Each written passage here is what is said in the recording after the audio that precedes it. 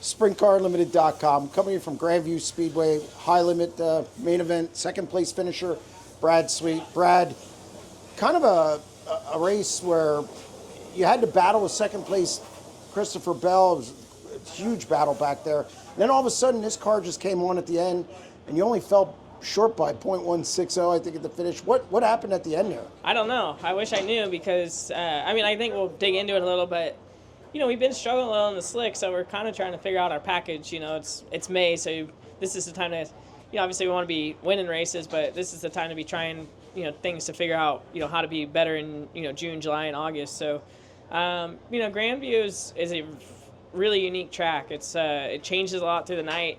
It's wet at the beginning of the night, and then it gets slicker through the A. And so the A was challenging tonight because the lines were moving all over the place. So I don't know what happened, why we got so good at the end, but it definitely came to life, and I felt like I had, tons of grip and way more speed than the guys in front of us. So that was good, and it's not a bad thing for it to be like that. Just need to figure out how to make it last a little longer in the run. So we'll go to work on the Napa car, and hopefully, Rico and Ricky are setting a torrid pace right now. So it's really cool to be a part of this group at High Limit Racing. It's very competitive out here. So, hopefully we can get our car a little bit better and hopefully win some of these 20,000s or more to win races. Yeah, and it's been a little bit of a tough stretch here for you. You did Lakeside deal, and then, of course, 12th at Ransomville. It's allowed people to close the gap a little bit. It's got to feel good just to get out of here with a solid run. You had a lot of speed and contended for the win late.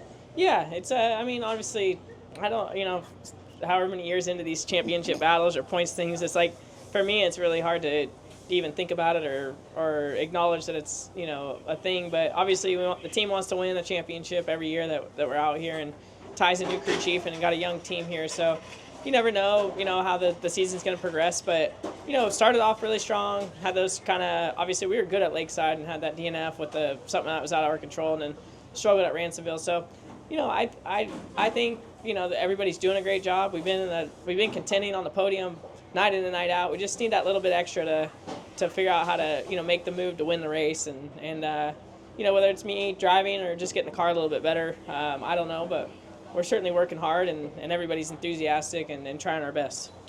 Grandview Speedway, you and I talked a little bit off air, I guess, about it.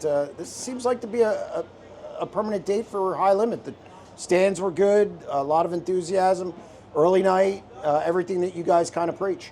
Yeah, I think High Limit's doing a great job. We've had a lot of really successful and, our shows have been running really smoothly, and Mike Hess and the whole group have been doing a great job. I really like how they lay the pits out with our flags, and allows the fans to come in and maybe they don't know who Chase Randall is or Dazen Persley, and they're able to kind of see who they are. It looks a lot more professional, and just the efficiency of the shows are doing a really good job. I think there's still room to clean it all up. Just nothing that they're doing, but I think the cleaner and the more consistent we can be with our start and finish times, the more that we're going to get these fans to come out on these Tuesday nights. And obviously the fans in Pennsylvania, whether it's Central PA or over here and on the east side of PA, they're very passionate fans, and they're just there's no fans like the PA fans in the rest of the country.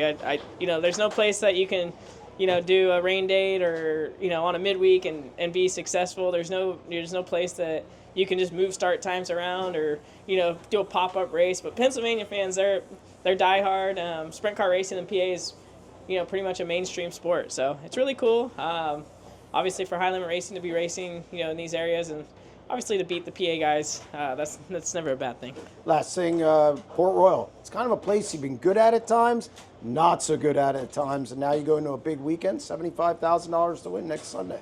Yeah, I think we hadn't been good there for a few years, but the last time we were there, we had a pretty successful weekend, other than the final night, which that track was a little bit of an outlier as far as what we saw the first two nights. I think the track taking rubber and stuff kind of made it difficult to see how we really were. So yeah, I'm actually excited to go back to Port. 3 nights. I know it's always tough with the local competition.